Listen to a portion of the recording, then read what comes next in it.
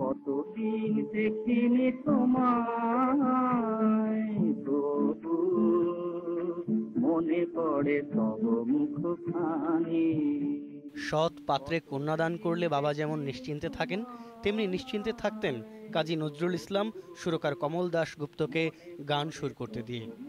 মাত্র ২০ বছর বয়সে HMVর সঙ্গীত পরিচালক হওয়া কমল দাশগুপ্ত অন্তত ২৫০ পূর্ণদৈর্ঘ্য চলচ্চিত্রে সঙ্গীত পরিচালনা করেছেন।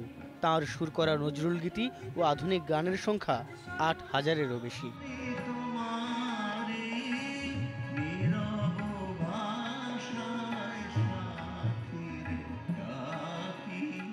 জাতীয় কবি কাজী নজরুল ইসলামের অসংখ্য গানের সুরকার তিনি।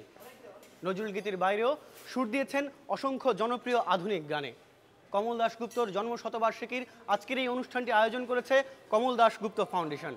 বাংলাদেশ শিল্পকলা একাডেমি, নজরুল ইনস্টিটিউট কিংবা বাংলাদেশ সরকারের সংস্কৃতি মন্ত্রণালয় কেউই কোনো অনুষ্ঠান আয়োজন করেনি এই গুণী ব্যক্তির জন্মশতবার্ষিকীতে।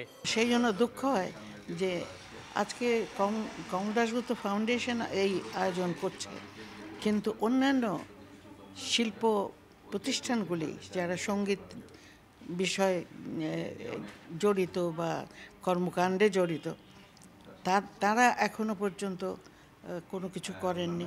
দুঃখ একটাই যে সত্যি করে ওনাকে মানে আজকে ওনার ১০০তম জন্মবার্ষিকী, এই দিনে তো এরকম সময় তো আমাদের বিরাট করে পুরো বাংলাদেশ জুড়ে ওনাকে নিয়ে অনুষ্ঠান করা দরকার ছিল। সত্যিকার অর্থে প্রবাদ পুরুষ এদেরকেই বোঝায়। বাংলা গানের কথা আসলেই তার নামটি অবধারিতভাবে আসবে। ৩০-৪০-এর বাংলা গানের জগতে তিনি একচ্ছত্র রাজত্ব করেছেন। এরকম একজন সুরস্রষ্টার কথা আমরা জানি না, তার ১০০ জন্মবার্ষিকী হচ্ছে সেটা জানি না, তার সম্বন্ধে কিছু জানি না। তো এটা তো আমাদের জন্য আমাদেরই মানে দুর্দশা এবং আমাদের অজ্ঞতা বলবো, আর কি বলবো। কমল দাশগুপ্ত যে কী ছিলেন এটা আমাদের এই প্রজন্মের শিল্পীরা কেউ জানে না। তাদের এই প্রজন্মের দোষটা না, কিন্তু আমরা জানাইনি।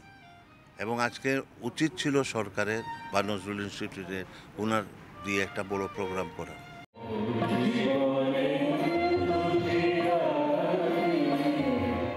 আধুনিক গানের পাশাপাশি বাংলা ও হিন্দি চলচ্চিত্রের গান সহ তার দক্ষতার পরিচয় পাওয়া যায় গীত, গজল, কাওয়ালি, ভজন ও ঠুমরিতে।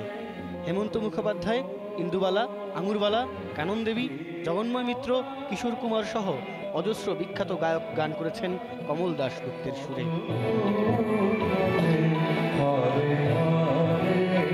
অসুস্থতায় আর প্রায় বিনা চিকিৎসায় ১৯৭৪ সালে কমল দাশগুপ্তর মৃত্যু হয়েছিল ঢাকায়। স্ত্রী কিংবদন্তি নজরুল সঙ্গীত গায়িকা ফিরোজা বেগম ছাড়াও এই অনুষ্ঠানে বিখ্যাত সব গায়কের সাথে সাথে গান করেছেন তার ২ গায়ক পুত্র শাফিন আহমেদ ও হামিন আহমেদ।